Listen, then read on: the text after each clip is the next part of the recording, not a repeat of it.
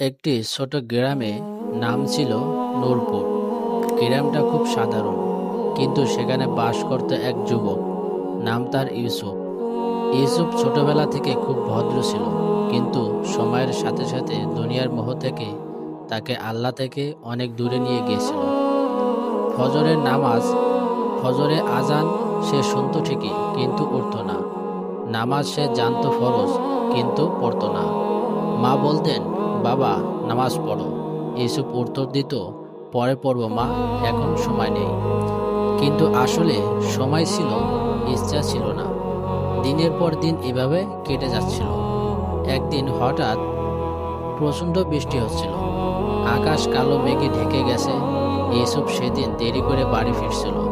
রাস্তার এক পাশে সে দেখল এক বৃদ্ধ মানুষ ভেজা কাপড়ে বসে কাঁদছেন।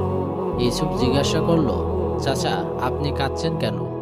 বৃদ্ধ উত্তর দিলেন, বাবা, আমি আমার ছেলেকে হারিয়েছি, আজ তাকে কবর দিয়ে এলাম। এই কথা শুনে ইউসুফ থমকে গেল। বৃদ্ধ আবার বললেন, আমার ছেলে নামাজ পড়তো না, আমি তাকে অনেক বোঝাতাম, কিন্তু সে বলতো পরে তওবা করব, কিন্তু আল্লাহ তাকে সে পরেরটা দিলেন না। এই কথাটা ইউসুফের বুকের ভিতরে কাঁপন তুলে দিল।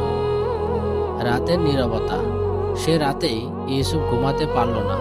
তার কানে বারবার বাজছিল, আল্লাহ তাকে পরে তওবার সময় দেননি। সে ভাবল, আমি কি জানি আমি কাল বাঁচব কিনা? হঠাৎ দূর থেকে ঈশার আজান ভেসে এলো। হাইয়া আলাস সালাহ, নামাজের দিকে এসো। ইউসুফের চোখ ভিজে গেল। বহুদিন পর সে অজু করল, কাপা হাতে সেজদায় গেল। প্রথম সেজদায় গিয়ে সে কাঁদতে কাঁদতে বলল, ইয়া আল্লাহ, আমি অনেক দূর চলে গিয়েছিলাম, কিন্তু তুমি আমাকে এখনো ডাকছো, আমাকে মাফ করে দাও। সেই সেজদাটা ছিল ইউসুফের জীবনের সবচেয়ে সুন্দর সেজদা। পরিবর্তন। এরপর দিনগুলো বদলাতে লাগলো। ইউসুফ নামাজ পড়তো, নামাজ ছাড়তো না। কোরআন পড়া শুরু করলো।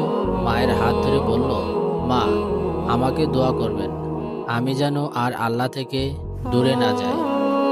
মা চোখের পানি মুছে শুধু বললেন, আল্লাহ তোমাকে কবুল করুন বাবা।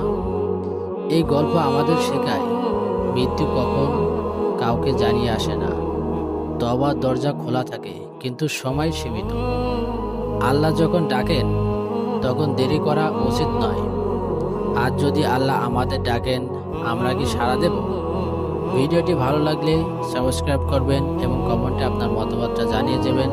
আপনার বন্ধুদের মাঝে ভিডিওটি শেয়ার করে দিবেন। আল্লাহ হাফেজ।